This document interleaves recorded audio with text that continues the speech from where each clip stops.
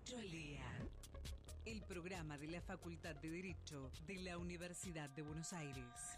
Derecho al Día. Derecho al Día. Por Radio UBA. Buenas noches, estamos en el programa de la Facultad de Derecho, Derecho al Día. Mi nombre es Juan Seda y como todas las semanas en nuestro programa convocamos a docentes de nuestra facultad como para charlar sobre temas de actualidad e incluso vinculándolas a tareas, investigaciones o gestiones de nuestros docentes. Hoy hemos convocado al doctor Carlos Masveles, que ha ocupado durante 8 años el cargo de secretario general de la Universidad de Buenos Aires. ¿Cómo te va, Carlos? ¿Qué tal? Buenas noches, Juan. Muchas gracias por la invitación. Buenas noches a toda la audiencia. Bueno, como sabés, este programa de nuestra facultad convoca a nuestros docentes y en este caso, en tu caso, Carlos, te convocamos más como funcionario de la universidad porque realmente la experiencia de haber dirigido el área legal, la Secretaría General, un poco es la que se encarga de todas las cuestiones de trámite dentro del rectorado. Sí, la Secretaría General tiene funciones principales, ser la Secretaría de la Asamblea Universitaria del Consejo Superior de la Universidad de Buenos Aires, es quien coordina todo el trámite administrativo en ambos, obviamente el Consejo Superior con la habitualidad y con 2 reuniones mensuales y con mucha actividad, coordinando las reuniones de comisión y demás. Y luego efectivamente tiene un área dura de legal, jurídica, que tiene los dictámenes por un lado, los juicios por el otro y la dirección de sumarios por el otro también. Y después, bueno, mesa de entradas, registro y trámite, hace la asistencia legal también a las sociedades de las que forma parte la Universidad de Buenos Aires, tiene vinculación con el programa de derechos humanos, bueno, en fin, una serie de tareas y como novedad, digamos, este año, estos últimos años, en esta última gestión, le hemos dado una impronta y un fuerte énfasis a todo lo que tiene que ver con políticas de transparencia y modernización. Creamos la Oficina de Acceso a la Información Pública, con un reglamento de avanzada y demás, y recientemente se creó el programa Universidad Abierta, que bueno, tiene que ver también un poco con incorporar todas las herramientas y políticas del gobierno abierto, que tienen que ver justamente con estas cuestiones de avanzar en estándares de transparencia y de participación. Me interesa, estamos hablando con el doctor Carlos Masveles, me interesa, Carlos, preguntarte, porque estás hablando de la necesidad de modernización de muchas áreas de gestión de la universidad. ¿Cómo se compatibiliza esa necesidad de reforma en lo administrativo con la norma principal de la UBA, que es el Estatuto Universitario? Bueno, el Estatuto Universitario, a ver, para dividirlo en 2 partes, porque hay una parte, digamos, de reforma que está pendiente. Hay un proceso de reforma que se inició allá por el 2007 y que la Asamblea aprobó un proyecto de modificación de una cantidad importante de artículos, quedó pendiente la parte de gobierno, pero al margen de esas modificaciones que trabajó en el 2008 la Asamblea, yo creo que hay que destacar mucho el Estatuto del 58. La verdad que es un estatuto que pone el foco sobre los grandes lineamientos generales y la misión de la universidad, lo cual lo ha hecho compatible con el transcurso del tiempo, es decir, con una universidad que fue creciendo, que hoy es muchísimas veces más grande en todo sentido, en cantidad de docentes, de no docentes, de investigadores, de metros cuadrados, de cantidad de dictado de resoluciones, etc. Y nunca fue un obstáculo el estatuto universitario, con lo cual yo creo que ha sido en aquel momento un estatuto muy bien pensado para una universidad del futuro. Hay algunas cosas que ayornar. Por supuesto, cuando planteamos la necesidad de modernizar, tiene que ver con intentar hacer más eficiente también a la propia administración. Tiene que ver con incorporar nuevas herramientas que también garanticen o ofrezcan canales de participación a los integrantes de la comunidad universitaria, pero también a aquellos que con el esfuerzo del pago de sus impuestos contribuyen para que la universidad pueda ser pública y gratuita. Entonces, bueno, como te decía, estamos incorporando estas herramientas. Lo de la Oficina de Acceso a la Información Pública nos parece muy importante porque es una herramienta para que no solamente la comunidad universitaria, pero principalmente ella pueda solicitar, requerir, y ese ejercicio, digamos, de recibir la demanda también enriquece a los fines de ver cuáles son las correcciones que hay que hacer y cómo uno puede facilitar justamente el acceso a la información y a procesarla o a ofrecerla de modo tal de que sea comprensible por cualquiera. Bueno, y en ese también, en ese camino estamos avanzando en la firma digital para simplificar muchos trámites internos, reducir la cantidad de papel, digo, también tiene que ver con una cuestión ambiental, digo, los tiempos cambian y hoy por hoy hay una cantidad de trámites que puede prescindirse de la impresión de papel o en papel. Así que bueno, se puede compatibilizar perfectamente, sin perjuicio de que quería dejar sentado que hay un proceso de reforma iniciado, que básicamente la idea que tiene es ir adaptando algunas cuestiones, por ejemplo el estatuto no contemplaba el ciclo básico, etcétera, ¿no? Hay algunas cuestiones. O sea que el ciclo básico ya se queda definitivamente.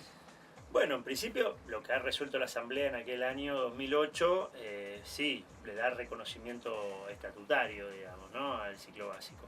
Hay una intención y siempre está pendiente en la agenda seguir analizándolo, es decir, ha cumplido ya unos cuantos años, 25, más de 25, y bueno, me parece que son tiempos en los cuales hay que hacer evaluaciones y siempre intentar pensarlo para mejorar, pero hasta acá no he escuchado ninguna voz o voces significativas que propicien, que propongan la eliminación del ciclo básico en ningún caso. Para los oyentes que no saben qué es el ciclo básico común, es el primer año de común a todas las carreras, con algunas variaciones según las áreas, pero que en algún momento sí tuvo bastantes críticas porque por un lado alargaba un poco la carrera, pero siempre un poco la respuesta de la universidad fue que los estudiantes que venían del nivel medio venían realmente con pocas herramientas en cuanto a saber estudiar, a saber leer o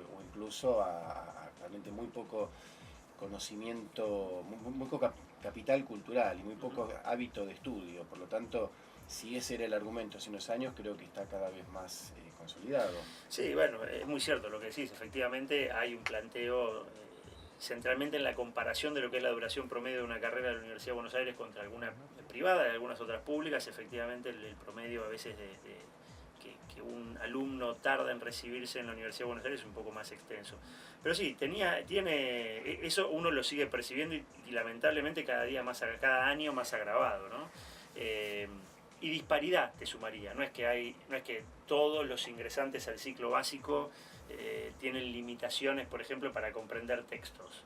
Pero hay una disparidad y el ciclo básico lo que debe pretender, y por ahí habrá que discutir si los contenidos son estos o son otros, pero es necesario tener una etapa de nivelación, es necesario una etapa de aclimatación de parte del alumno que deja un colegio secundario que, bueno o malo, tiene una estructura mucho más establecida, más tutelada, que lo que es el ingreso a la universidad, donde uno se encuentra de repente con grandes textos, con un profesor que le va dando lineamientos generales, pero que después uno tiene que construirse la rutina, tiene que construir hábitos, tiene que aprender a estudiar, en definitiva, prepararse para poder estar en condiciones de cursar una carrera universitaria. Y la otra misión que cumplía, que esa sí la perdió y quizás habría que imaginarse cómo recuperarla, porque se fue haciendo muy rígido ese primer año para cada una de las carreras, fue lo de la reorientación de la matrícula, ¿no? Que inicialmente el ciclo básico lo que aspiraba era, como por áreas temáticas, ir ofreciendo contenidos de materias afines que no eran las carreras tradicionales para ir orientando tal vez ingresantes a la universidad que venían medio con las carreras tradicionales, ofrecerle o mostrarle que había otras alternativas.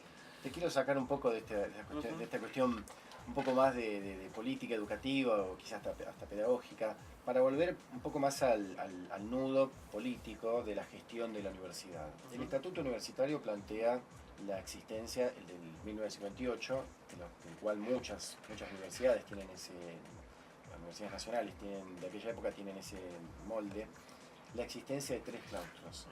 ¿Se está hablando en la reforma de la incorporación del claustro de los empleados no docentes? Sí, a ver, la parte que quedó inconclusa, digamos, que no aprobó la Asamblea, pero que hay un proyecto que se presentó, lo giró la actual gestión al Consejo Superior y, bueno, sería deseable que se considere en el Consejo en el transcurso de este año.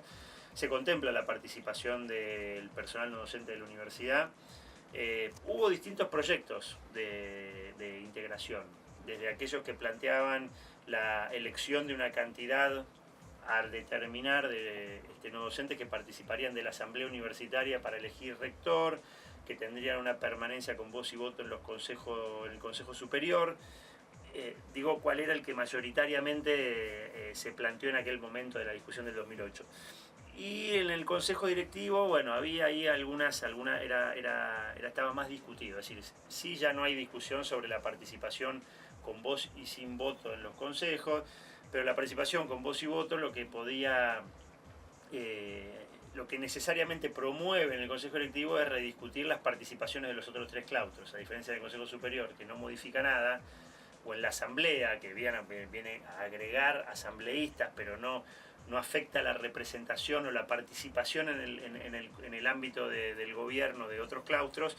En el Consejo Directivo, bueno, por una cuestión de que si no quedaría un número impar y cómo se construyen las mayorías y los quórums y demás, bueno, esa fue una discusión en la que quedó atascado. Pero yo creo que con participación también en los consejos directivos es inexorable, ineludible para la universidad incorporar al personal docente. No hay ninguna razón por la cual los no docentes de la Universidad de Buenos Aires no participen de la elección del rector o no participen en la discusión del presupuesto.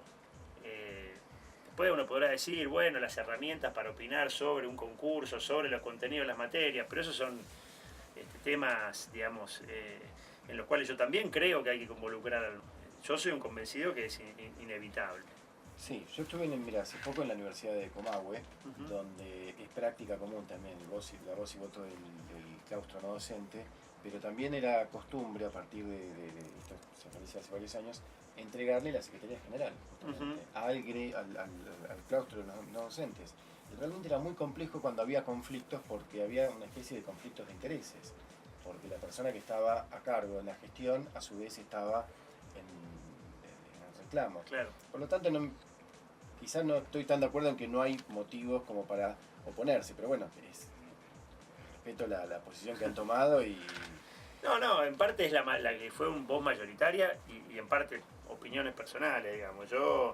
Yo creo que hay aspectos, digamos, por eso uno se pone estricto, quizás hay algunos aspectos en los cuales es razonable. Digo, los trabajadores de la universidad que opinen sobre la asignación presupuestaria o que tengan un lugar de participación en el gobierno para poder aportar y preocuparse por la institución en la cual trabajan, me parece que es razonable. Uno podría después decir, bueno, puede opinar sobre si es pertinente o no la creación de una carrera de especialización, de una maestría. Bueno, ahí tal vez podríamos entender en que quizás, y por eso se fortalece la mirada de decir, bueno, en el Consejo Superior, y pareciera más claro, porque el Consejo Superior es el que aprueba el presupuesto, el Consejo Superior es el que aprueba las paritarias particulares del personal no docente, el Consejo Superior es donde se discuten las cuestiones que hacen más a los intereses del personal no docente. Los consejos directivos, en el estatuto actual al menos, a menos que se cambien sus funciones, tienen funciones mucho más de carácter académico, es decir, las funciones principales son aprobar las ofertas de cursos, aprobar el llamado a concurso de una materia, pedirle al Consejo Superior la modificación de un plan de estudio, aprobar una carrera de especialización, una maestría. Es decir, son cuestiones de carácter más académico que también fueron argumentos por los cuales se decía, bueno, que haya una voz, digamos, de los no docentes, pero no necesariamente que sean parte del Consejo Directivo. Pero en cuanto a la elección del rector, que en definitiva es el responsable máximo de la administración de la universidad, donde hay 12.000 y pico de empleados no docentes, que ellos tengan una participación razonable, yo al menos estoy de acuerdo. En cuanto a lo que vos decías, la participación de la gestión, y bueno, efectivamente es más complejo. Si bien vamos a hablar en términos bien de negociación salarial, por ejemplo, la patronal en el caso de la UBA es relativa, porque el que hoy es patronal mañana está agremiado a los docentes, o es parte de un claustro, digamos, y deja de ser patronal. Pero en términos de ser parte de una gestión que está obligado en esa circunstancia a negociar con los trabajadores, docentes y no docentes, bueno, es medio, digamos, forzado. A mí me cuesta imaginar que que sea natural la participación en los lugares de funcionarios políticos, digamos, en lo que tiene que ver, naturalmente la participación no docente, en lo que tiene que ver de la categoría 1 hacia abajo, de la estructura, es indiscutible. Bueno, estamos hablando con el doctor Carlos Masvélez, actual secretario general de la universidad. ¿Hasta cuándo? Hasta el 12 de marzo. Bueno, así que gracias por venir acá mientras...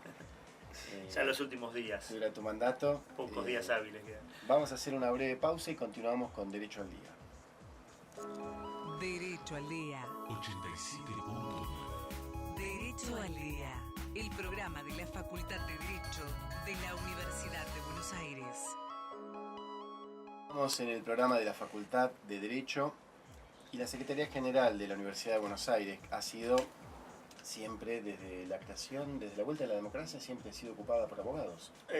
Sí, casi en su totalidad. Sí, ¿no? Creo que hubo un pequeño lapso que hubo un contador que fue Grun.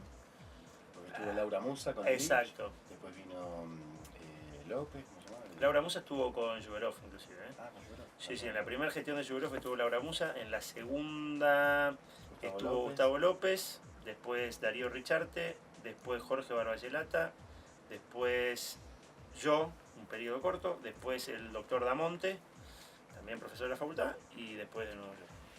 O sea que es un área que también realiza el control de legalidad, de alguna manera, de los actos administrativos. Claro, bueno, la ley, siendo la ley de procedimiento administrativo exige dictamen jurídico previo antes de dictar un acto administrativo, y obviamente eso lo realiza la Secretaría General a través de la Dirección de Dictámenes de la Dirección General de Asuntos Jurídicos. Con lo cual, previo a todo dictado de acto administrativo del rector, debería haber una intervención de la Secretaría General, al margen de las demás tareas de registro de resoluciones, de comunicación de resoluciones, etcétera, ¿no? Te quiero preguntar en este punto, volviendo al último tema que habías abordado antes de la breve pausa, hablábamos de la negociación paritaria. Ahora, las universidades nacionales, ¿negocian por sí o hay una unificación de personería para negociar con los gremios nacionales? Bueno, hoy hay un convenio, en el caso del personal no docente, hay un convenio colectivo que es el 366, que es un convenio colectivo general que se negoció con la FATUN, que es la Federación que nuclea a los trabajadores de universidades nacionales, una comisión paritaria de que representa el SIN, para lo cual todas las universidades le delegan la representación, porque el SIN no tiene capacidad de representación sobre las universidades. Hay que hacer una expresa delegación. Y coordinado eso por el Ministerio de Educación, que en definitiva es quien gestiona los recursos para financiar cualquier acuerdo que exija presupuesto. Sobre ese convenio colectivo luego hay acuerdos paritarios particulares, y ya ahí depende de cada universidad. De hecho, no sé, para hablar de uno solo, nosotros tenemos por la licencia por paternidad y maternidad, tenemos un plazo más extendido que lo que establece el convenio colectivo de trabajo. En el caso de los docentes no hay convenio colectivo de trabajo aún. Se estaba tratando de negociar uno, pero como avanzaba en un camino que va en contra del estatuto universitario, la universidad revocó la delegación en la comisión paritaria del SIN para esa negociación, con lo cual, yendo a la pregunta inicial, las universidades delegan en tanto y en cuanto quieran, y si no, retiran esa delegación, y luego, obviamente, si hubiera un acuerdo que incluya el conjunto del sistema, podrán adherir o no, o si no, tienen que establecer negociaciones individuales, salvo las salariales, que no tiene, más allá de que por la autonomía las universidades pueden fijar el salario, hoy por hoy eso es imposible, porque la discusión salarial está absolutamente unificada a nivel nacional, claro. Y si no, entrar en la discusión de los incrementos sería un gran problema. Cada cargo ya tiene una remuneración asignada. Exacto, y un incremento pactado en ese marco del SIN, el Ministerio de Educación y las representaciones gremiales. Después las demás cuestiones, inclusive escalafonarias, inclusive en términos de licencias, etcétera, o en el caso de los docentes, modo de acceso, permanencia y cese en la función docente. Digo, algunas universidades tienen carrera docente, nosotros tenemos concurso de oposición antecedente periódico.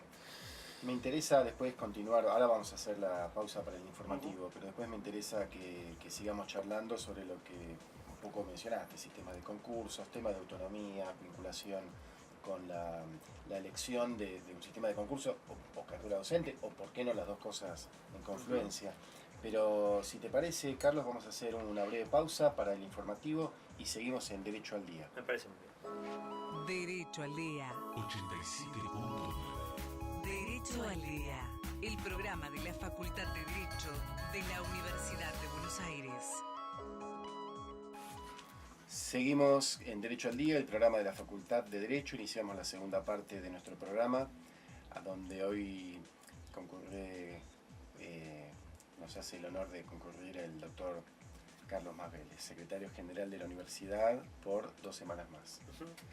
Pero fuiste secretario general durante dos periodos, 8 años. Sí, un poquito menos porque el primer periodo fue el periodo, digamos, que debió haber iniciado en marzo, abril de 2006 y que con todos los episodios que fueron de público conocimiento para la comunidad universitaria, para el conjunto quizás no recuerde, pero bueno, fueron 4 asambleas en las que se impidió por parte del sector del movimiento estudiantil su funcionamiento y por ende la elección de rector, con lo cual asumimos en diciembre de 2006, así que van a ser 7 años y 3-4 meses, una cosa así. Y Carlos, planteaste hace un rato la necesidad, o sea, primero planteaste la existencia del SIN, vamos un poco también a contar qué es eso, qué es el SIN. El SIN es el Consejo Interuniversitario Nacional, es un consejo que nuclea al conjunto de universidades e institutos universitarios nacionales, y donde básicamente se acuerdan en el SIN, se aprueban acuerdos de definiciones políticas generales para todo el sistema, ¿no? Estábamos hablando hace un rato de las negociaciones salariales o paritarias con gremios docentes y no docentes, y también se acuerdan ahí, las representaciones, por ejemplo, de los académicos para el Consejo de la Magistratura, o de la representación del Consejo Interuniversitario Nacional o del Sistema Universitario Público en la CONIAU, en la Comisión Nacional de Evaluación y Acreditación Universitaria. ¿Del presupuesto? Del presupuesto también, es decir, el presupuesto lo elabora cada universidad y después confluye, digamos, en una cuenta general, y el SIN hace un pedido de presupuesto general para el sistema que se canaliza a través del Ministerio de Educación, que lo gira al Congreso, pues en definitiva el Congreso es el que le aprueba el presupuesto al sistema universitario. Pero también el Consejo Interuniversitario Nacional es el que interlocuta con el Ministerio de Educación por lo que tiene que ver con los programas especiales, ya sean obras que vienen por fuera del presupuesto, programas de incentivo de dedicaciones exclusivas para las ingenierías, programas de beca, programas de voluntariado. Ahí hay toda una negociación y obviamente también hay un sistema de pautas de distribución presupuestaria existente, que sería como un sistema de coparticipación federal de las provincias, pero para las universidades, en base a una serie de criterios. Se acordó un modelo a partir del cual se distribuye el porcentaje, digamos, de asignación presupuestaria que le corresponde a cada universidad. Bueno, nombraste recién al sistema de coparticipación federal. Por ejemplo, en ese sistema la provincia de Buenos Aires, que es la más populosa, la que tiene mayor cantidad de habitantes, se queja de que en proporción recibe un presupuesto mucho menor que otras provincias que tienen menos habitantes. ¿Pasa algo similar con la Universidad de Buenos Aires? Sí, la Universidad de Buenos Aires recibe un porcentaje que, voy a dar número aproximado porque no tengo el preciso al día de hoy, pero del 17 o 18% del sistema, y tomando los parámetros que uno quiera, desde producción científica a cantidad de alumnos, a metros cuadrados, a lo que fuere, claramente está perjudicado en unos cuantos puntos porcentuales en esa distribución presupuestaria. Que también tiene que ver con una política, digamos, que al menos yo no comparto. Es decir, si bien en estos últimos años hubo un fortalecimiento salarial y hubo presupuesto para infraestructura, hubo una creación de universidades que yo creo que sin una planificación, digamos, por el mero hecho de crear universidades, que obviamente eso va directamente contra la torta presupuestaria del sistema. ¿Cómo se eligen mañana crean una nueva universidad nacional? ¿Cómo eligen a las autoridades y esas autoridades a su vez a los docentes? El Ministerio de Educación propone, el Poder Ejecutivo Nacional por decreto designa un normalizador, que se toma un tiempo para desarrollar el proyecto institucional, el estatuto que va a regir el funcionamiento, la organización curricular y académica de la unidad, y una vez que está todo con esa estructura medianamente consolidado, sentadas las bases al menos, se empieza a elegir de acuerdo a lo que ese estatuto establece. Claro, pero yo desde una mirada ingenua desde afuera podría preguntarme si eso da lugar a la incorporación de gente demasiado afín al Poder Ejecutivo. Bueno, evidentemente sí, eso es efectivamente así. Y te diría que no solamente necesariamente el Poder Ejecutivo, tiene mucho que ver con quien promueve la creación de la universidad. Es decir, en los últimos años hemos visto que la creación de universidades se dio principalmente en la provincia de Buenos Aires o en el conurbano de la provincia de Buenos Aires. Y cuando uno ve el proyecto institucional y quiénes son las autoridades normalizadoras y demás, para ir un caso, no habla ni mal ni bien de quién es, pero el rector normalizador, el rector electo de la Universidad de Merlo es el hijo del intendente. No digo que no tenga mérito para hacerlo, no lo conozco, pero bueno, cuanto menos es llamativo. Otra C, ¿no? Y te hago otra pregunta también vinculada a esto. Esta creación de universidades a mansalva, ¿no se parece un poco a la política de los 90 en materia universitaria? Bueno, en los 90 también hubo creación de universidades, inclusive con la opinión contraria del CIN. Es decir, el Consejo Universitario Nacional, entre otras cosas, lo que hace es opinar. Por la Ley de Educación Superior, prevé que opina sobre la creación de universidades. Bueno, de todo modo, el Congreso ha hecho caso omiso a las negativas sistemáticas del CIN en relación a la creación de universidades. Pero a su vez te hago otra pregunta. El CIN, o sea, en el largo plazo, si se está cada vez más con universidades proclives al Poder Ejecutivo Nacional o los poderes ejecutivos locales, a su vez alineados con el Poder Ejecutivo Nacional, y después pasan al CIN y empiezan a opinar en el CIN, ¿esto no modifica la composición de ese Consejo Interuniversitario? Sí, claramente. De todos modos, te diría que en alguna medida hoy está un poco diluido eso, pero en algún momento se produjo también una situación de lo que eran las universidades nuevas contra las tradicionales, independientemente de la ideología o la pertenencia o la opinión o la afinidad del rector de turno. Había una agenda que se tornaba tanto de competencia entre las universidades recientemente creadas, que de la perspectiva de las tradicionales me refiero a Universidad Nacional de Rosario, del Litoral, de Córdoba, de La Plata, Mar del Plata, Tucumán, Cuyo, Buenos Aires, por ahí omito alguna, pero más Litoral. O menos esa, Litoral. Que obviamente veían que se afectaba su masa presupuestaria general para asignar presupuesto a universidades nuevas, según opinión del CIN, de no muy razonable necesidad de creación, porque obviamente eso exige un presupuesto inicial que tiene que ver con edificios, con compra de equipamiento, con gastos en la burocracia, digamos, y en el gobierno o en la administración de las nuevas universidades. Universidades, es decir, que en términos de relación de presupuesto y de relación docente-alumno y demás, tienen una relación extraordinaria contra universidades que tienen menos. Entonces, a veces las divisiones se producen más que por afinidades de esas características, por problemáticas comunes. Claro. Bueno, algo parecido pasa en Chile, donde la división de las universidades no es entre las privadas y las públicas, sino entre las tradicionales y las nuevas. Claro.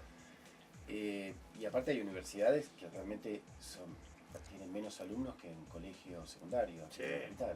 Bueno, pero la creación, para poner algunos ejemplos, en La Rioja que haya 2 universidades nacionales suena descabellado. Si vos querías tener una unidad o un centro de formación universitaria en Chilecito, podías armar una sede regional de la Universidad de La Rioja, claro. ¿No? Y por decirte eso, Córdoba tiene 3 universidades nacionales. Bueno, en el año 85, ya que nombramos el inicio de la democracia, en el año 85, 86, aquel rector de aquel momento, Francisco de Lich, él proponía que la UBA se subdividiera y que se distribuyera a su vez en el conurbano al estilo de lo que es la Universidad de París. Claro. En vez de crear universidades nuevas de dudosa calidad. Sí, ahí yo coincido con esa idea. Yo creo que habría que haber optado por ese camino. Que hubo una experiencia inclusive interesante, que fue el Centro Regional Junín, donde la Universidad de La Plata y la Universidad de Buenos Aires construyeron una oferta académica, además con una fuerte mirada regional, donde por supuesto se destacaba agronomía y veterinaria por sobre el resto de las carreras, es decir, también asociado a las necesidades de formar profesionales en un área, en una región en función de su desarrollo económico, de su aspecto productivo, etc.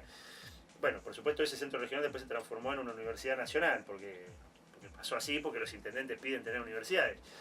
Yo creo más en esa visión de derecho. Y además la otra cuestión que tenemos que tener en cuenta es que yo soy un defensor y la gran mayoría de los universitarios que queremos la universidad pública, autónoma, gratuita, etcétera, creemos en la masividad, pero también creemos en la necesidad de calidad. Y también hay algún punto en el que vos decís, bueno, hay profesores suficientemente formados en cantidad como para poder atender toda esta explosión de oferta curricular que supone la creación de universidades como se han creado 10 en los últimos años. Y bueno, yo creo que esa es la falta de planificación. Claro. Es decir, ¿por qué crear una universidad nacional si puede hacer un centro regional entre dos universidades que ya existen? Tengo los profesores con la preparación suficiente para poder dictar carreras y formar profesionales de calidad, o previamente tengo que darme una política de formación docente, previamente tengo que tener una mirada para atender eso. Carlos, vos asistís al rector, o el secretario general asiste al rector en el Consejo Superior. ¿Estos son temas de debate en esa instancia? Mira, no con toda la profundidad que yo creo que debiera tener. Es decir, a mí me parece que la universidad hoy tiene un desafío que es revertir. Yo creo que la gestión de Jaime es un legado nefasto para la universidad, que fue perder el concepto de universidad, que en una institución como la UBA es difícil de por sí, porque las facultades tienen mucho peso y tienden a ensimismarse en sus temáticas. Y él directamente dejó pasar o propició inclusive un fenómeno de federación de facultades. Y me parece que eso es algo de lo que, más allá de haber sido parte de esta gestión y haberlo planteado y demás, me parece que es algo que es una cuenta pendiente que hay que revertir. Es decir, hay que volver a tener una concepción de universidad, inclusive a veces entendiendo que eso significa postergar un reclamo propio o de la facultad de uno. Sí. No es fácil, pero... Y estos temas son temas de discusión institucional que a veces se postergan porque dicen, bueno, este no es mi tema. Si yo, ¿para qué me voy a desgastar haciendo un planteo sobre la planificación del sistema público universitario nacional si yo en realidad lo que quiero discutir es si necesito 3 rentas más docentes? A veces se simplifica y se baja el nivel del debate, y yo creo que, si te pones a pensar, quedan pocos espacios de reflexión sobre los desafíos del futuro del sistema universitario. Bueno, acá tenés uno. Bueno, y ojalá hubiera más y de carácter interdisciplinario, ¿no? Me parece que hay que propiciar ámbitos donde se reflexione, digo, ya que nos gusta tanto a los argentinos festejar los centenarios, bicentenarios y demás.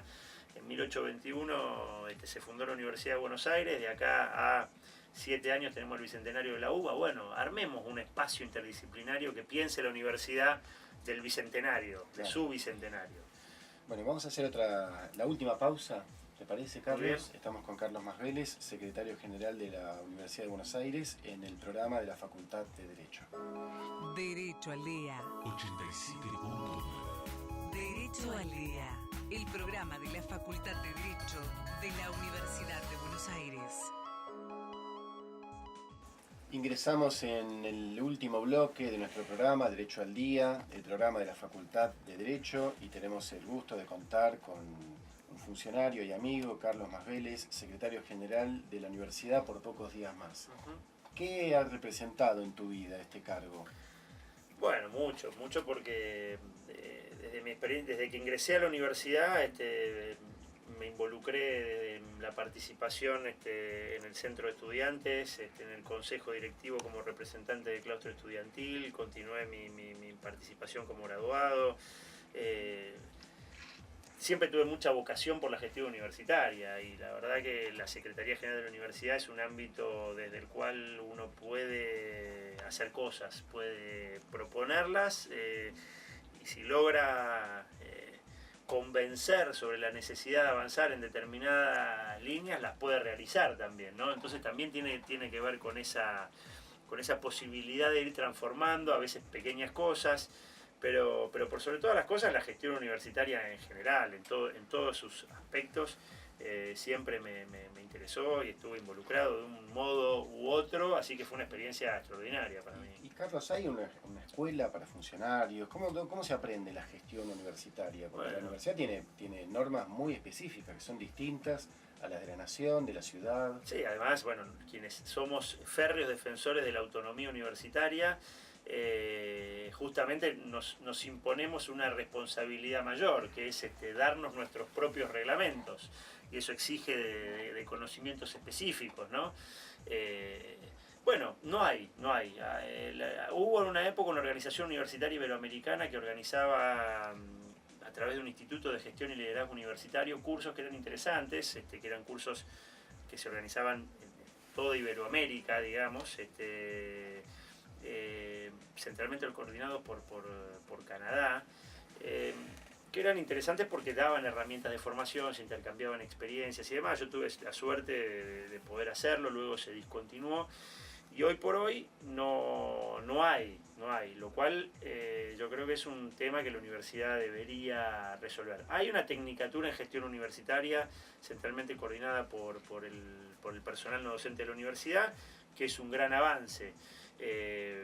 Creo que habría que darle más volumen y creo que inclusive habría que tener una obligación de formarse, claro, de quienes sean funcionarios, porque hay una equivocación que creo que es propia de otra época, y de hecho en Inglaterra, por ejemplo, los que son gestores universitarios se forman para ser, que tiene que ver con que el académico, por ser un gran académico de notas, lo transforma en un buen administrador, y la verdad que no es así.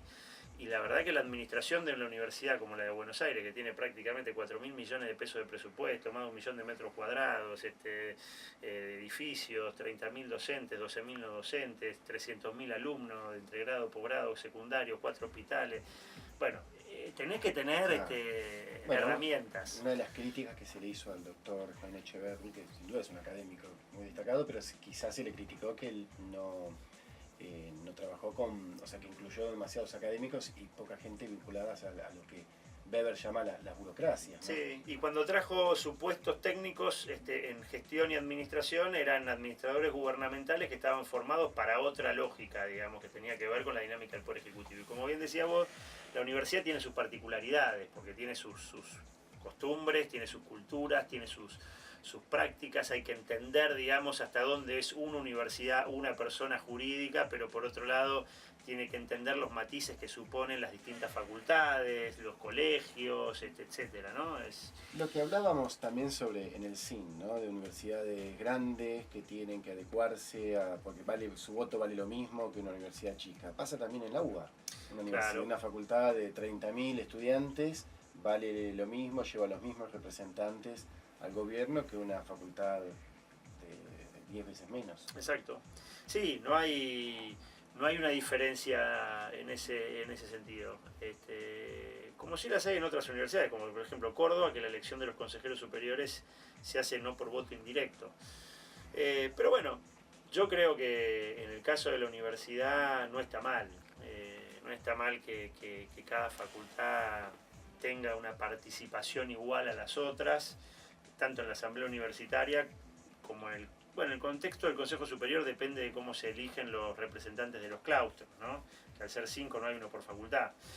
Pero cambia el sistema de competitividad facultad por facultad. Vos ves que hay facultades que repiten nombres, porque a veces incluso te dicen que no tienen mucha más gente que quiera ocuparse. Sí, claro, bueno, porque además también hay carreras que tienen mayor predisposición a comprometerse en la vida institucional y hay otras que tienen menos porque no tienen una cultura, una práctica habitual de hacerlo. Eso efectivamente se nota.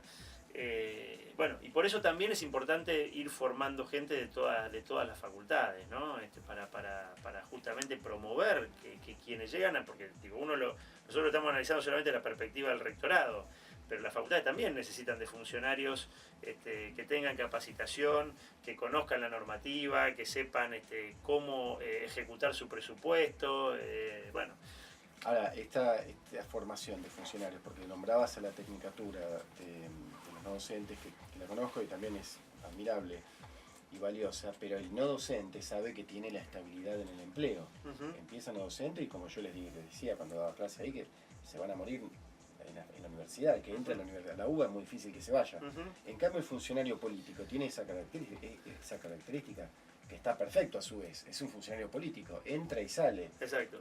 No se puede profesionalizar al punto de decir me atornillo, porque eso burocratizaría también, ¿no? Exacto, por eso creo que hay que hacer un equilibrio, es decir, me parece que esta actividad que se está haciendo conjuntamente entre la universidad y la APUBA, y la Asociación del Personal de la Universidad de Buenos Aires, del personal no docente, es fundamental, porque la universidad requiere de tener una estructura de planta bien formada y bien capacitada, es decir, una línea administrativa que facilite el desempeño de los funcionarios. Y los funcionarios, bueno, cuanto mejor preparados estén, mejor, porque tienen que tomar decisiones trascendentales que requieren también de conocimiento, como te decía, administrar un hospital como el de clínicas o entender en los problemas que supone la administración de un gigante como la universidad, que es más grande que no sé qué porcentaje, pero que muchísimos municipios de la Argentina, pero por mucho, bueno, requiere de conocimientos. Bueno, Carlos, nos quedan pocos minutos. Quisiera que nos des tu balance final de estos 8 años. Has estado 8 años como secretario general de la universidad y me imagino que tendrás algún tipo de conclusión o la estarás elaborando. Sí, bueno, como te decía, muy contento por haber tenido la oportunidad de ser parte del gobierno de la universidad durante tanto tiempo y de la gestión de la universidad. En lo personal, siempre con la tranquilidad de haber hecho el mayor esfuerzo desde mi espacio de gestión por hacer de esta universidad una universidad mejor, creyendo que hemos aportado cosas y que han quedado otras pendientes, pero hablando, digo, de resumen, lo que sí propuse y el rector aceptó y me parece que es una buena idea, ahora y de paso el aviso, el 7 de marzo a las 15 horas, si bien igual va a ser una actividad con invitaciones específicas, no es abierta al público, la universidad va a ser la primera experiencia de rendición de cuentas públicas, es decir, invita a representantes de la sociedad, digamos, extra comunidad universitaria, para rendir cuentas de lo hecho en los últimos 7 años. Se invita a legisladores nacionales, locales, representantes del Ministerio de Educación, del CONICET, Ciencia y Técnica, de la auditoría, del sector del trabajo, de la producción, sociedad civil, donde se va a hacer una exposición, cada uno de los secretarios de 5 a 7 minutos, el rector de 10 a 15 minutos, y va a estar abierto a preguntas que nos puedan hacer, de modo tal que con un formato no estricto de audiencia pública, pero similar, la universidad, en el marco de este programa Universidad Abierta, va a hacer una rendición de cuentas. Bueno, ahí haremos un balance más detenido, pero creo que en lo personal, como te decía, con la tranquilidad de haber hecho, de haber dado todo lo mejor de mí, no estoy en condiciones de evaluarme a mí mismo, eso lo dejaremos para que lo hagan otros. Que la historia me juzgue, dice Carlos Mafreles.